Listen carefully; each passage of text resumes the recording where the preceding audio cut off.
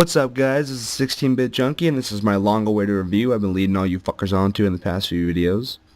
And it just so happens to be about a game none of you give a shit about. You might give a shit about it, I don't know yet. But I decided to start small, so if you guys don't like that, you can suck my dick. But if you're in the mood for a well-rounded review of Mortal Kombat, then go ahead and stick around, guys. Because I spent a lot of time on this one. And, I mean, my videos can only get better with time as my editing skills start becoming more and more badass. But I digress. This video is about one of the only fighters in the early 90s that went where other fighters wouldn't fucking go. Graphic 16-bit violence. The kind that pissed off your mothers and started a legacy of bitchy-ass women.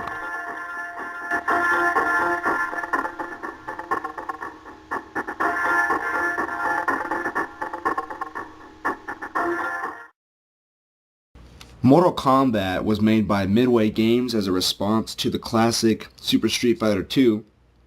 It was released in arcades, I think, in 1992, but don't quote me on that. I do know it was ported to the SNES in 1993. Like I previously said, the game was extremely controversial when it first came out in America because we weren't the bunch of assholes we are right now. It was probably for a good reason, though, because if they wouldn't have put the blood and gore in the game, then it wouldn't have been the extreme success that it is. And the creators probably knew all this all along, planned for it. They ended up receiving an award for the most controversial game of 1993, which probably wasn't that fucking hard to accomplish back then. I mean, if I could go back in time, I would introduce those fuckers to a little Gears of War, maybe a little dose of Grand Theft Auto. The really gay thing about the SNES version is that the blood is fucking gone. Nintendo, being the little bitches they are, of course says fuck you to Midway unless they get rid of the bloody mess that is Mortal Kombat. I think Nintendo got the hint later on, though, because the Genesis version was mysteriously selling more than the SNES one. And then all of a sudden in Mortal Kombat 2, you find that Nintendo put it in their hearts to let their fanbase have a little bit of the sexiness the Sega crowd was already enjoying. This will probably be a very short part of the review because the graphics at the time were pretty fucking limited. But that's not saying the game didn't look really good for the time.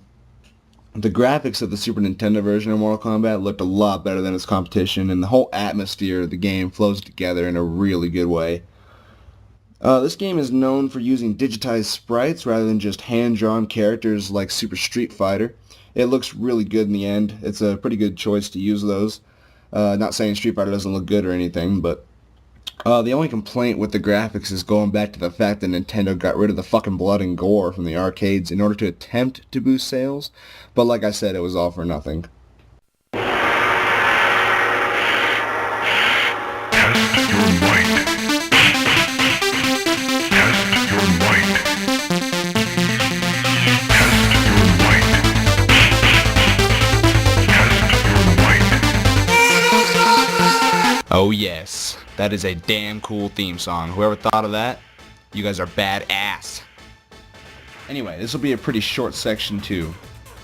Why? Because this game is a 16-bit fighter. You can't really expect that much out of the graphics or the sound. The reason the sound is good is just like the graphics, it just helps with the whole atmosphere of the game, makes it flow better. But it's not gonna wow me like Secret of Mana or Final Fantasy 3. But, I mean, does that mean it's not good? No, not at all. I'm just saying it doesn't get stuck in my head. It's not the next best thing. But, I mean, there's a number of things I could say aren't the next best thing. But, I won't go into that.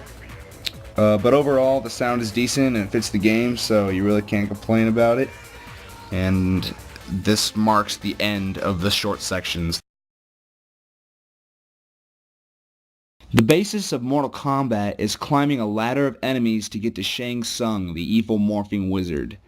It should be noted that this is actually the first fighter to have a morphing character. You'll use your personal arsenal of 7 characters to accomplish this, and on the way of getting to them you'll encounter 1v1 matches, and then you'll step into some mirror matches where you'll fight a copy of your character. After you defeat the copy, you'll move on to the endurance matches where you'll be pitted against 2 people instead of 1. And that'll go on for 3 matches, and then you'll face Goro.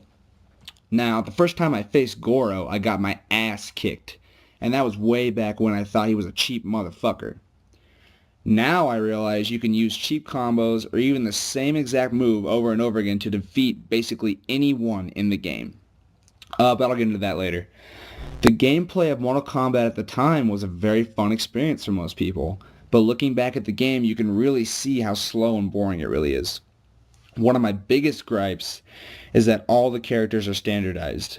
They all have the same exact moves apart from their combo moves, which makes the gameplay get old really quick. It forces you to use crappy combos and loops, which can really quickly turn into you getting your ass kicked by a 5-year-old with no gaming experience at all. The AI when you first pick up the game seems to always be better than you. They practically foresee any attack you throw at them and can always counter. That goes on until you find out that any combo will kill them and they are completely retarded, like the sweeper move going backwards. That'll kill any one of these fuckers. For this reason, and this reason alone, this game is completely stale and broken unless you're playing with a friend. One thing the Mortal Kombat series had going for them were the fatalities.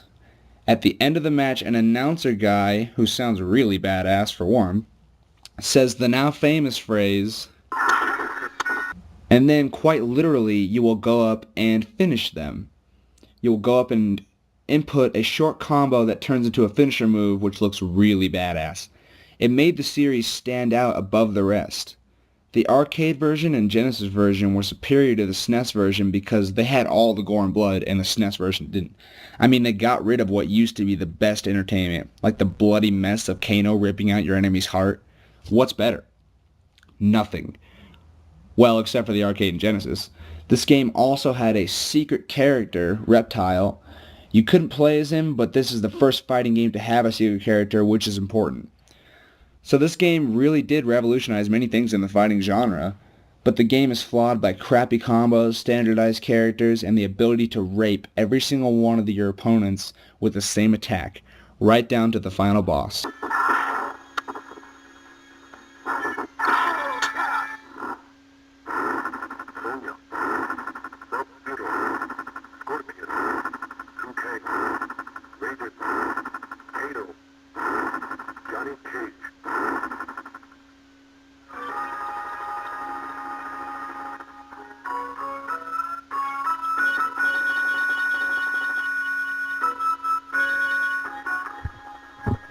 Fuck yeah, I did.